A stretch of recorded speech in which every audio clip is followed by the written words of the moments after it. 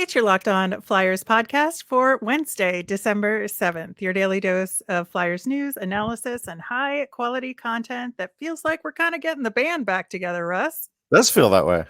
Yeah, getting some guys back from injuries. We're going to talk about that, plus answer your mailbag questions on today's show. Your Locked On Flyers, your daily podcast on the Philadelphia Flyers.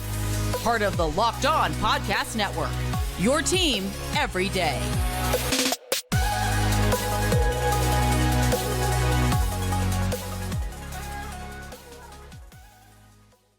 Happy Wednesday. I am Rachel Donner. You can find me on Twitter at rmiriam. I'm here as always with Russ Cohen, who's on Twitter at Sportsology. Thanks for making us your first listen every day. You can follow the show on Twitter and Instagram at Locked On Flyers. That's where you'll keep up to date on our episodes and Flyers news. You can also email the show at lockedonflyers@gmail.com. And that is how you can get your questions answered on the show, like we are doing today. Locked On Flyers is free and available on Apple Podcasts, Spotify, Odyssey, wherever you get your podcasts. So subscribe. You'll get all of our episodes here on the Locked On Podcast Network. Plus, we're over on YouTube. So subscribe there as well. Russ, a little bit of news from the Flyers yesterday. Like I said, getting the band back together. It looks like JVR could possibly play tonight against the Washington Capitals. He was on the ice in practice yesterday in a regular jersey. It's a game time decision as of now, but things are trending in that direction. If not tonight, definitely this weekend, it's looking like. Yeah, I mean that's a big plus for them, getting them on the power play, getting them on 5-on-5. That's, eventually though we're going to say, hey, it's good to have all these guys back, but then who are they replacing? That's where all of a sudden that's going to be my focus soon. Yes, exactly. We are going to talk about where he might slot back in. Cam Atkinson was also in the regular practice, but in a no contact jersey. It seems like he's getting closer, might not be there yet, but perhaps sometime in the next week or two. I see. All right. So this is the one I'm confused with. 2 days ago, he did an interview saying there were no restrictions. He could come back. He could be on the ice. He could take contact and everything. And now he's back to restrictions. Something happened. I don't know, man. Well, you do know something happened. You don't go back from having no restrictions to back to putting on the yellow. Yeah, that's true. That is very true. So we'll see what happens with that. Unfortunately, Tanner Laczynski is now on IR. It's like 2 steps forward. It's such a good game. It's such a good game against the Avs. This is terrible. I mean, I feel bad for him because I felt like there was a chance, like a slight opening for him. And now he might get healthy and there might not be another opening. I know. That's the thing I think about the most, is that he was absolutely trending in the right direction. He did have a good game against the Avs, and it looks like he's week to week now, which is not as good as day to day. But I guess that's why he was officially put on IR and, for roster purposes. But man, I just feel so bad for him. But it does sort of beg the question, okay, JVR is back and he gets power play time. What does that do for other guys? What does that do for the lines in general? And, obviously I think that bumps, a guy like McEwen down again, which is good. Yes. But, is Patrick Brown going to still be in because Laczynski is now out? How does that all shuffle around?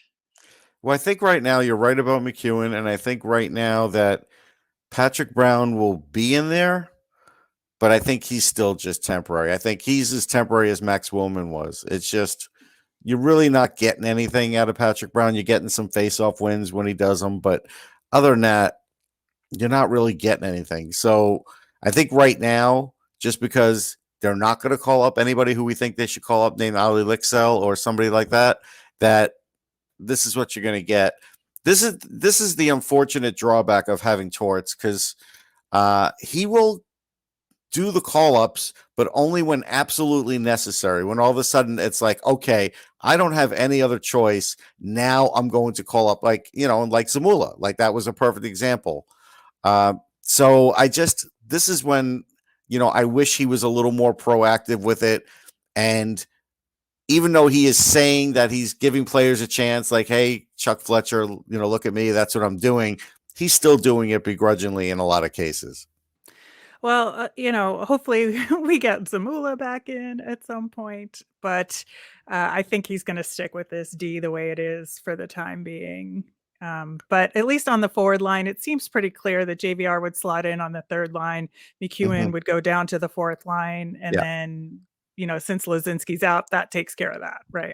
Yeah, I mean, look, you could put Zach McEwen on the second line. His chances can go way up, and, you might get a point or two in like 7, 8 games, 10 games, so it's better to have him on the fourth line and limit his ice time. And then if he gets points, great. Yeah, that's what I think too.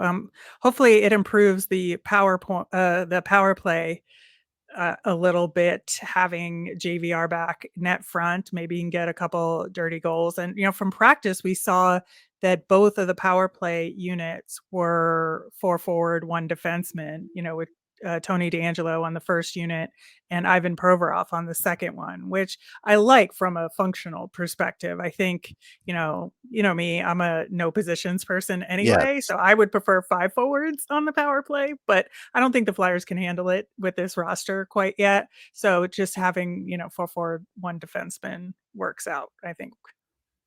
I'm okay with it. My issue is I don't think I would have Joel Farabee in the slot.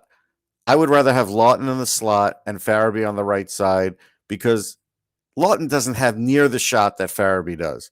And Farabee needs to get it going. And this is where I don't understand the power play coaching here. I don't. It took forever to get back Owen Tippett on the left side. I was just saying on the right side of things, to get it, to where his shot is which functional. we do now, right? They've finally done it. Yeah, they've done that now for a couple of games. Yeah. Joel Farabee is the same thing. His shot is everything. It's like, where is all of a sudden Joel Farabee a great slot guy? You might as well let that be Scott Lawton. That's a better spot for him, because he's a little bit more of a veteran. It just seems so obvious. Yeah, I think so too. But maybe they'll monkey around with it a little bit in the game against the Caps. I think it'd be a good opportunity for that. And speaking of those Caps, the Flyers, as we recall, lost 3-2 in that brutal overtime game the last time we saw them. And since then, the Caps have split 2 games versus Calgary.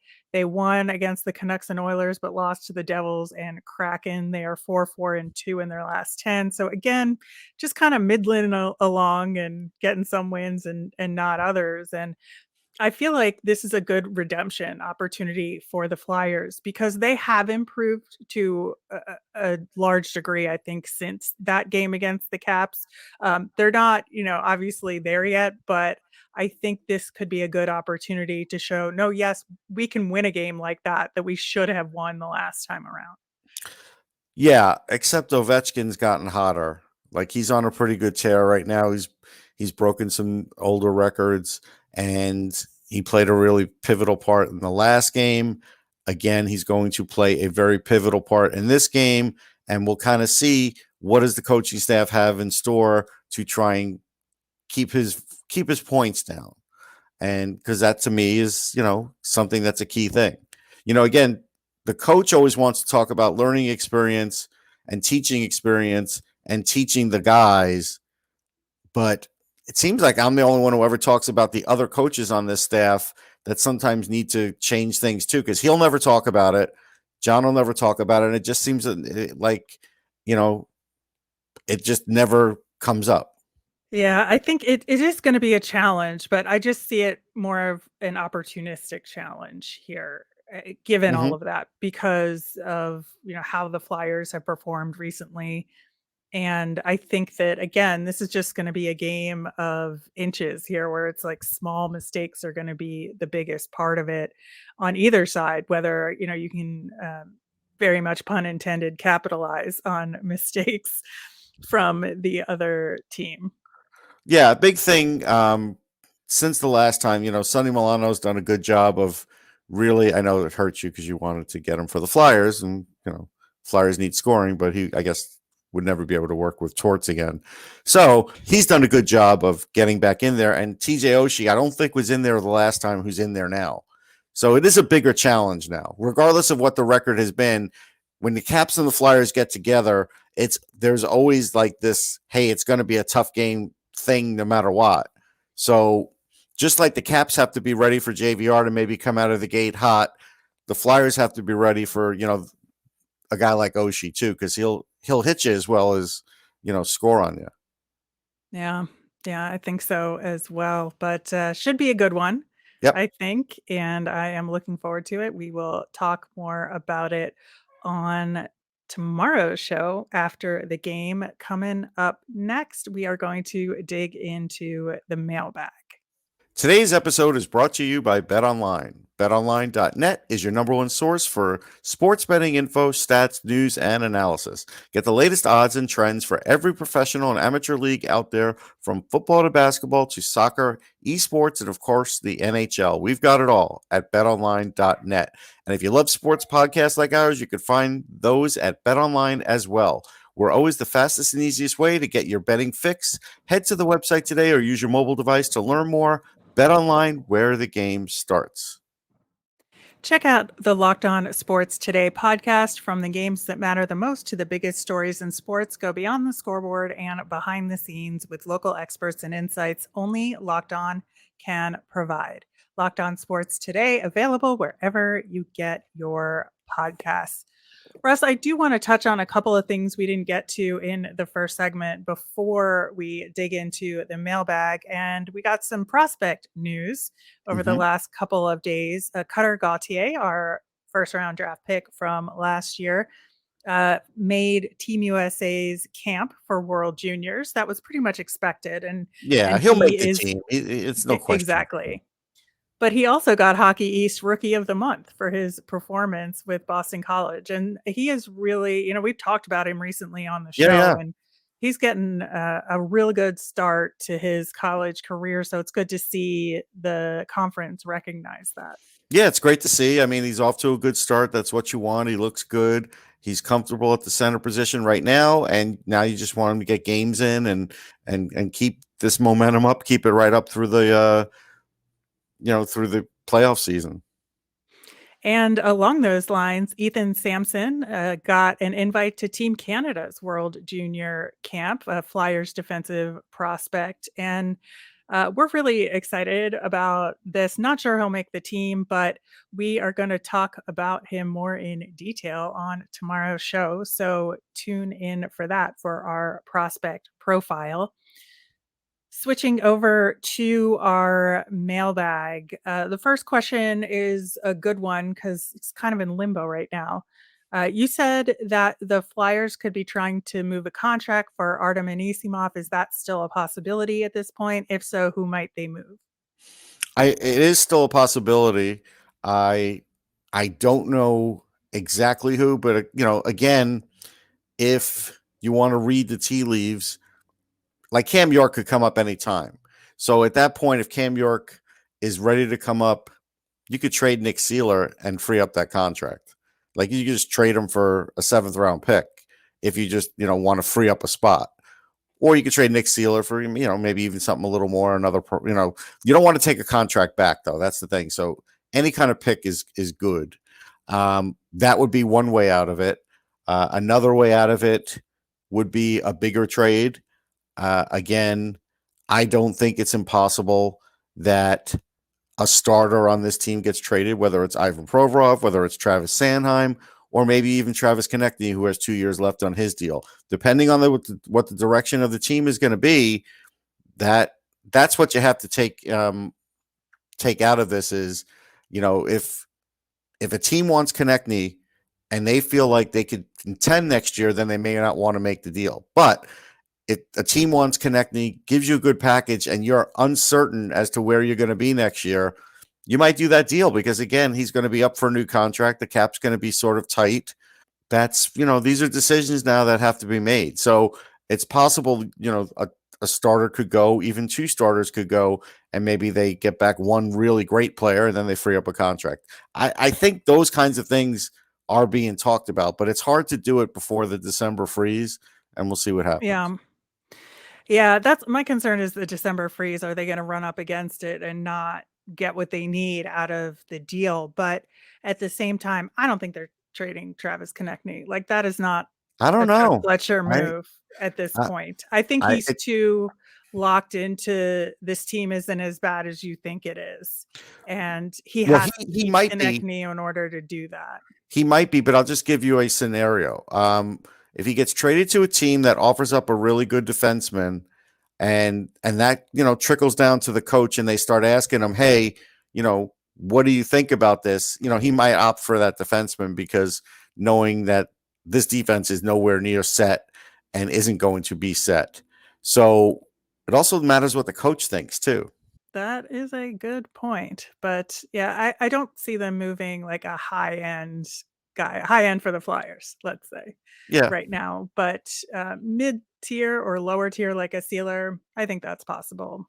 But I don't know that it'll happen at this No, I point, don't either. given the time crunch. All right, next question. We talked a little bit about this in the first segment, but Steve wants to know when JVR and hopefully Cam Atkinson check back in, what are the expectations on them and for the team overall since we'll have gotten everybody back except Couturier? The expectation is play better hockey, give a definite boost to the team, expect more winning, expect more playing the way the coach wants them to play. Those are the expectations. At that point, when they're pretty much at full strength, if they keep losing at this rate, then that, tells me changes are going to come. And I think changes are coming anyhow, regardless. But I think that's going to be the next thing now. How do these guys perform? And Atkinson is safe. Like, we know he's safe. JVR obviously is going to get traded. Like, these are obvious things, but it all depends on the rest of the things, like what I've been talking about, other players. From now until the deadline, when they're at full strength, they're going to be evaluating. And if some guys aren't meeting their expectations in the evaluations, then they're going to get traded, most likely, if they can. I mean, again, I'm taking a leap of faith here that Chuck Fletcher can make some trades, and last year he didn't really. So I don't know. That's where I'm at right now.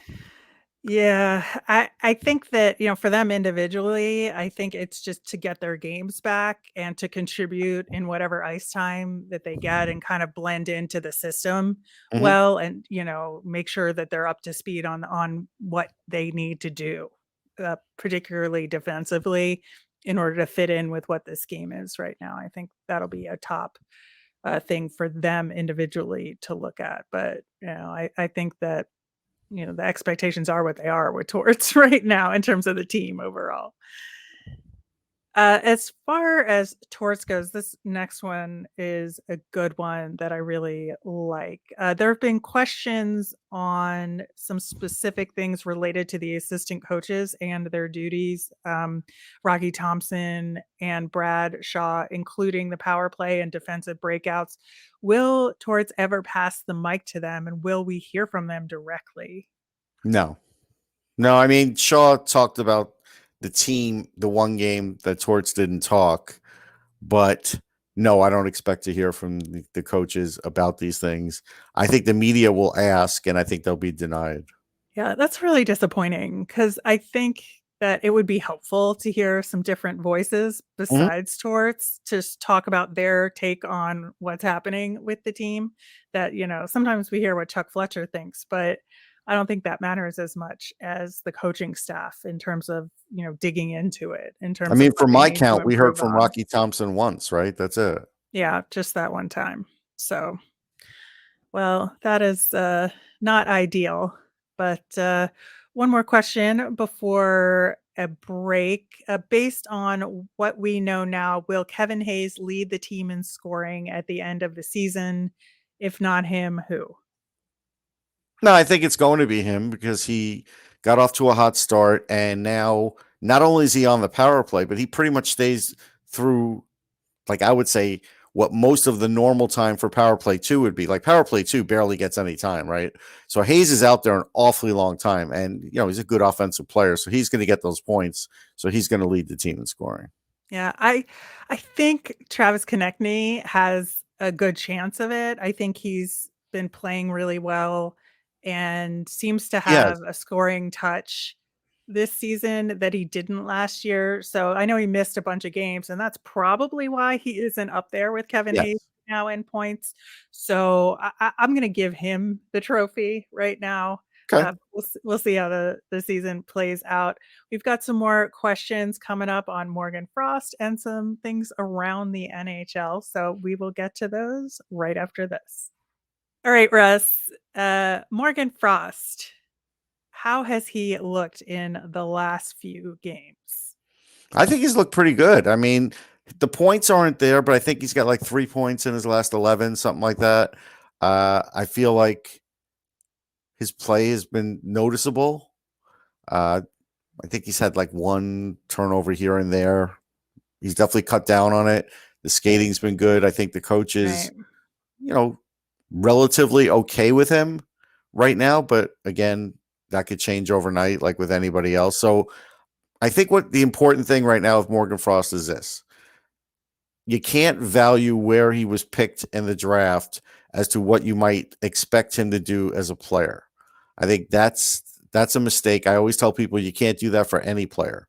So, if you take that away, yes, his development's taking a little longer than we thought, but also circumstances haven't been great because he was injured. A bad injury, shoulder injury, does really, set you back. So he got set back a bit. And then a couple different coaches, so I think the window elongated a little bit on him as far as development, but I think he's on the right track. I just don't think he's going to be a 55-point guy in this league now. I don't think that. Exactly. I do think that, I'm seeing some of the little things from him that Mm-hmm. are a key part of his game. One of my favorite plays that he likes to do every now and again is do that pass from behind the net out front to somebody else to take a shot. Yeah. And he's very good at it. And so I like when he does it, and he's been doing that a little bit more recently, at least making the attempt, which I like. It's part of the forecheck, right, that Yes. Tortorella likes. So he's able to work something that he does well into the system, which I Yeah. think Yeah. is Which is great. the way that he's going to make himself known and get the respect of Torts. Next question: is there any other forward besides Olle Lycksell that you've already talked about that you think could get a call up from the Phantoms? Have we talked about Olle Lycksell? I unfortunately, I don't know if Radcliffe will get called up at all this year. He's really fallen off. Like that's one that I think has underwhelmed.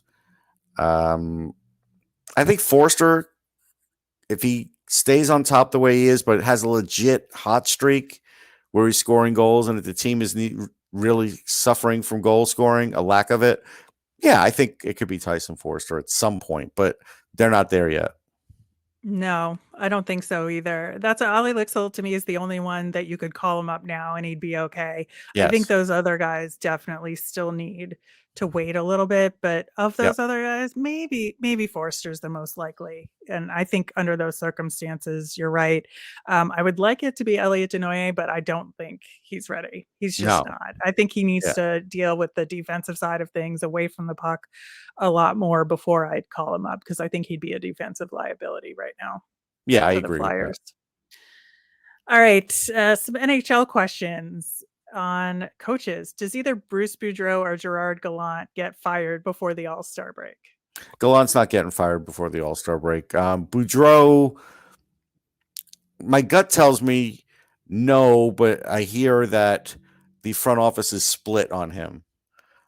So there is a chance for Boudreau, unfortunately. Vancouver's been a mess. And I think that, he had such a hot start with that team when he was brought on, and then Yeah. things have just fallen apart quickly and he hasn't been able to put it back together. I think the confidence in the Rangers roster is too high to really risk like rocking the boat, Yeah. by changing out the coaching staff. I think it would be a mistake at this point, but I think there's plenty of time for the Rangers to really get things back on track. Yeah. So much to my chagrin, but I think they could do it. One more question. Now that Boston lost one at home, finally, will they come down to earth, or are they going to continue to dominate? I mean, there's nothing in the tea leaves telling me that they shouldn't continue to dominate because they're doing things the Montgomery way. They've got guys healthy. They've got two great offensive defensemen, which a lot of teams don't have, and they're getting good goaltending. Like, that's a recipe to keep dominating in this league. Yeah, unfortunately, I think you're right. I think that this is just a small bump in the road for them, and it took a shootout to do it. So I think that Yep. they're not going to lose any confidence from this one No. loss. But it could feel like the dam is broken, so that it'll happen again or more often. But it's still going to be this Boston team that is going to stay near the top of the league or at the top I for mean, the rest of the season. they didn't even lose confidence from the Brad Marchand missed shot in during the pandemic at Oh my at God. the Wells Fargo, where he didn't even touch the puck. Like, he did. He touched it for a hair and it moved like a centimeter, and that was it. Yes. His shot was over. Oh, It we They were didn't there. even I know. And he didn't lose faith over that. Yep. So All right, wrapping up with our Flyers fun thing. Man, when the Flyers do it up for a kid, they really do such a great job with it. they do. And this time was no different. They did a contract for a day with Zachary Wertz. And this kid is just really cute. Got to do a whole official signing a contract, went out there and had practice, was taking shots on Carter Hart, and sat down with Travis Konechny. And I just love every second of all of that. Yeah, the picture with him and Konechny is great. My only issue with that picture is it looks like they're eating steak fries. I don't know if a kid really wants steak fries. I know, it's like, that's the only thing. It's like they Steak gave him fries are like the best. What are you talking No, about? they're not. No, they're not. There's so many better French fries. There are. Steak fries are just too thick and chewy. Like, honestly, the perfect French fry is either the Checkers fry now, I think, is the best, or Nathan's. But Nathan's is a little. Not everybody has had that Crinkle in their life. cut. I don't know, No, man. but the Wow, Nathan's this crinkle took a cut. turn. Yeah, This took a turn, Russ. not. I wanted to say something nice about this kid, and now we're arguing about French fries. No. Everything they did was great. I'm just saying he may have been too young for the steak fries. I think if you gave him a choice, Okay. he'd rather have like a thinner shoestring kind of French fry. That's all. All Everything right. else is great. All right. Well, I'm glad he had a good time. It Yes. seems like it, and you can tell the players love to do stuff like Oh, this. yeah. It's Konechny's the right it's guy for that. yeah, and it's a good mental break for them, but still being out there on the ice, I really like it a lot. All Yeah. right, that will do it for today's show. We will be back again tomorrow. We're going to recap this game against the Washington Capitals. And like I said, we are going to talk about Ethan Sampson in our prospect profile. So tune in for that. If you want your question answered in our mailbox, like we just did, you can email us at lockedonflyers@gmail.com. You can tweet or send us an Instagram message at lockedonflyers, or you can comment over on YouTube. I'm Rachel. I'm on Twitter at rmiriam. That's RMIRIAM. I'm Russ. I'm at Sportsology, SPORTSOLOGY. Thanks for making Locked On Flyers your first listen today. For your next listen, check out the Locked On Sports Today podcast. It's the biggest stories of the day, plus instant reactions, big game recaps, and their take of the day. It's available wherever you get your podcasts. Have a great day, everyone.